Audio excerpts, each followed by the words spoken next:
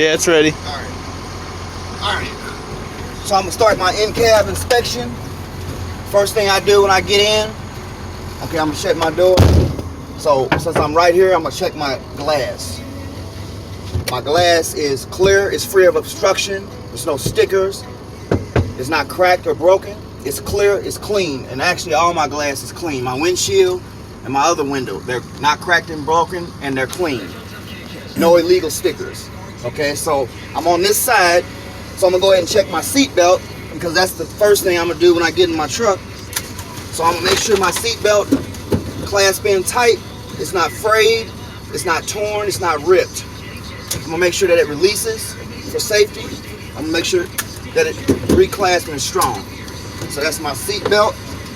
Since I'm on this side, I'm gonna check my windows for safety. They should be able to go up and down freely with no obstructions. Okay. My door, it works. It releases for safety if I want to get out of the truck in a hurry. So down here I got my fire extinguisher.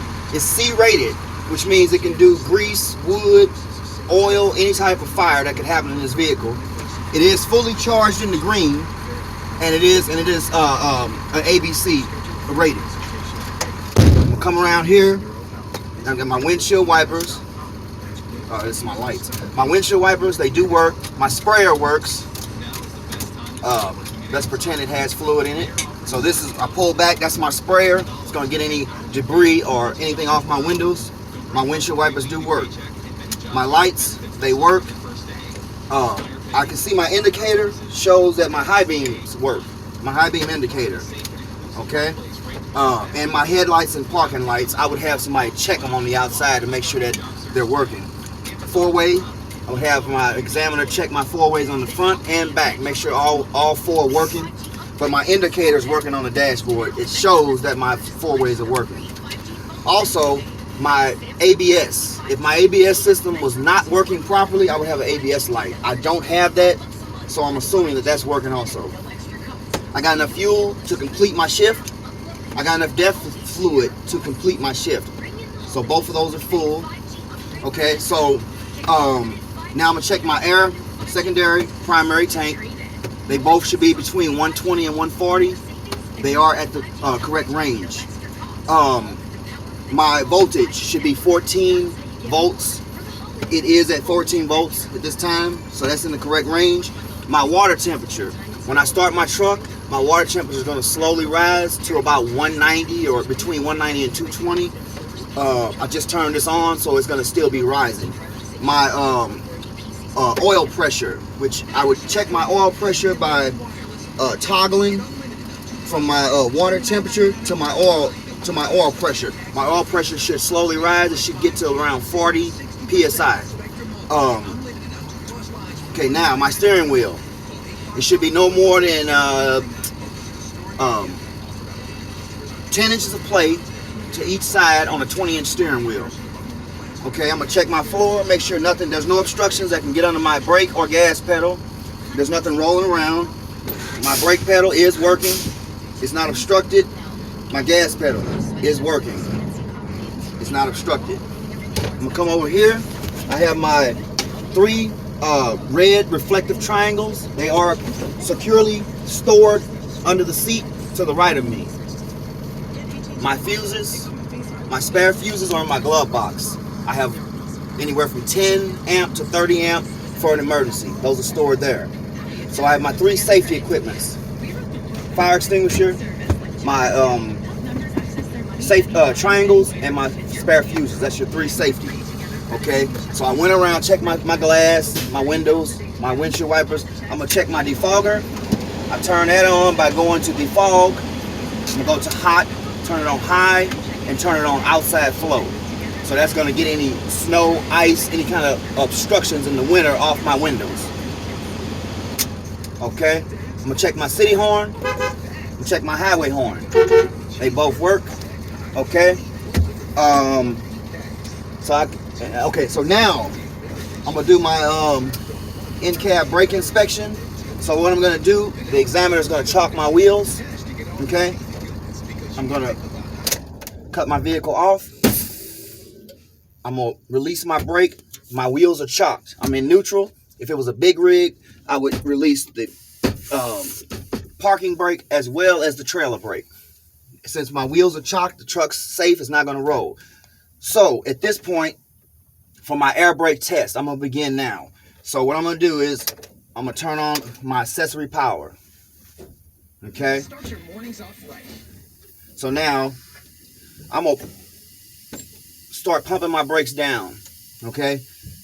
So as I pump down, as I get down to about 60 psi, I'm gonna get an audible alarm and a visual alarm on my dash. Okay. I'm gonna continue to pump down. When I get to about 20 to 40, this is gonna pop out. Okay, so I got that popped out. Shows that if I have complete brake failure under 40 or around between 20 and 40, my brakes are gonna lock. That's a safety mechanism. So that is working. So now I'm gonna put it. Okay, now I'm gonna air it back up. So I'm gonna go up to 1500 psi. I'm gonna let my brake pressure air back up till my governor cuts out. It's gonna cut out at around 125 psi.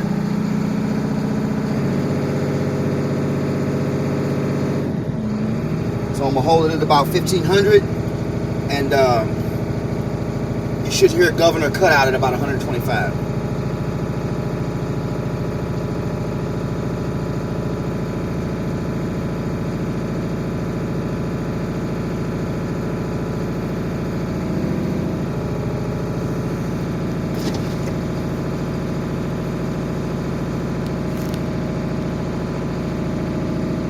This one's sluggish.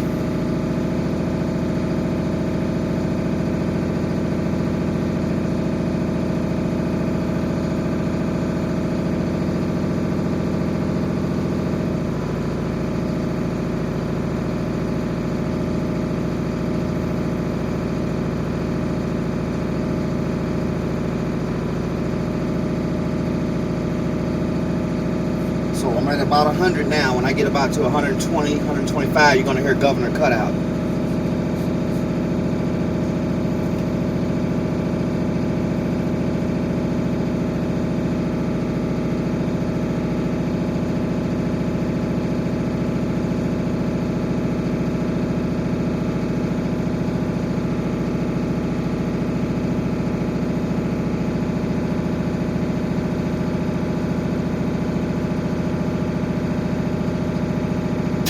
Okay, I got governor cut out, so I'm back up to about 125 psi. So now I'm gonna do my static brake test. So what I'm gonna do is I'm gonna cut my truck off. Oh, wait a minute, no. I'm gonna turn it back to accessory, and now I'm gonna pump my brakes about 5 times, and I'm gonna hold them to the floor. It's gonna be static brake pressure. So with my brake pedal all the way to the floor, I shouldn't lose more than 15 psi in a minute. So I'm gonna go ahead and pump them a few times. I'm just gonna hold them to the floor. So I'm gonna count 1 minute,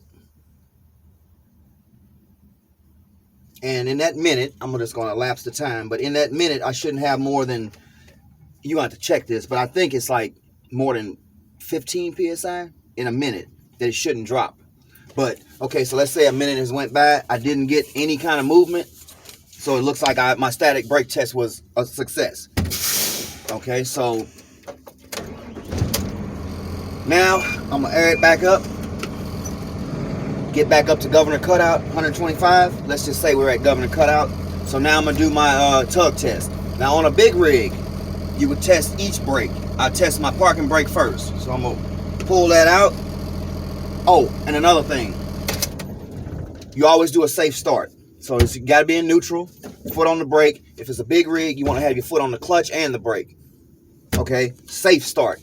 So then I go to first with a big rig, and then I'm going to pull against my tractor brake first. So with this, you're just going to have your brake on, put it in drive, safe start it. I'm going to pull against my Okay, so my brake is working. My tug test is successful. If it was a big rig, I would then disengage that one, put my tractor brake on. Again, safe started, neutral, clutch down, brake down, put it in first, pull against my tractor brake. Let's pretend this is my tractor brake. Okay, so I pulled against my tractor brake, so my tug test for my trailer is complete and successful. Okay, so let's see.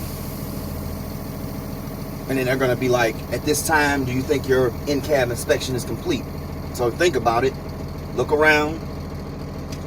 Fire extinguisher, triangles, fuses, gauges, horn, city horn, highway horn, steering wheel, nothing rolling on the floor, window, glass, windshield wipers, defogger, door, seat belt.